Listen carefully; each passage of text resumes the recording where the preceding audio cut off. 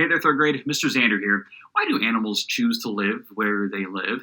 How do they find that perfect place where they're going to build a nest and burrow or just call home? Well, the answer is pretty simple. They're just like humans. They're looking for that one place that meets all of their basic needs of survival. They're trying to find that place that has the right temperature for them to live, that has plenty of food and plenty of water. They're just looking for the right place to call home. Hey, Let's go. did you do the intro already? Yes. Why? I thought I told you that I wanted. Did you do the snappy thing already? No. Okay, so then I got that one. Let's go.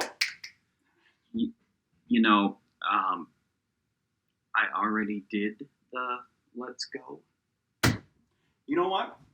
Last time, I told you that I wanted to do it. You said that you'd wait. I did the intro already.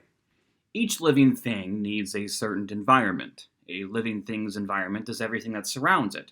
Plants, animals, other living things.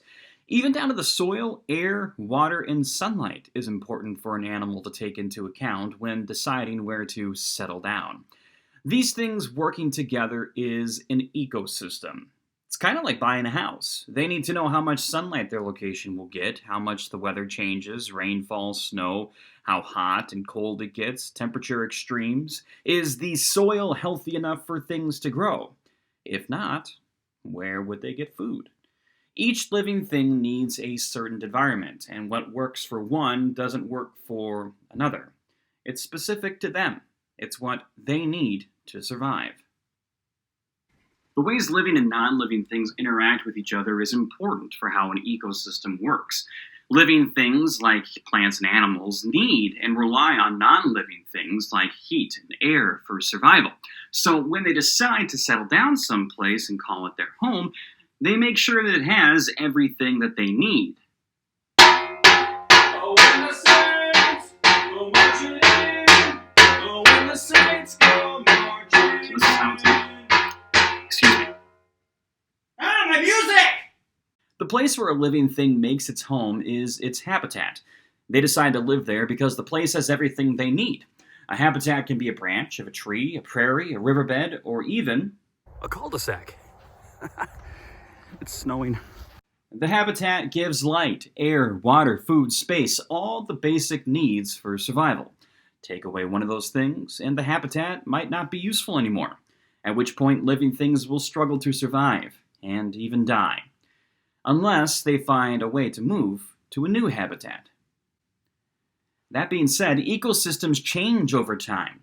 Since all things work together in an ecosystem, when one thing changes, that impacts everything else. If there's less rain, well, less plant growth. Less sunlight, temperature and behavior changes. Less growth, less food, less life. More food, more life.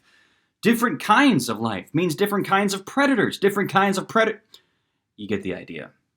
When one thing changes, it impacts everything else, for better or worse.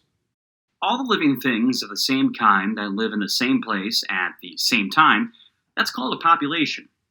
New Prague has a population of people. All the people living in New Prague at the same time. But New Prague also has a population of students, of teachers, of schools, of playgrounds. It has a population of parents, grandparents, subways, pizza ranches. And when all of those populations are working together, that's called a community.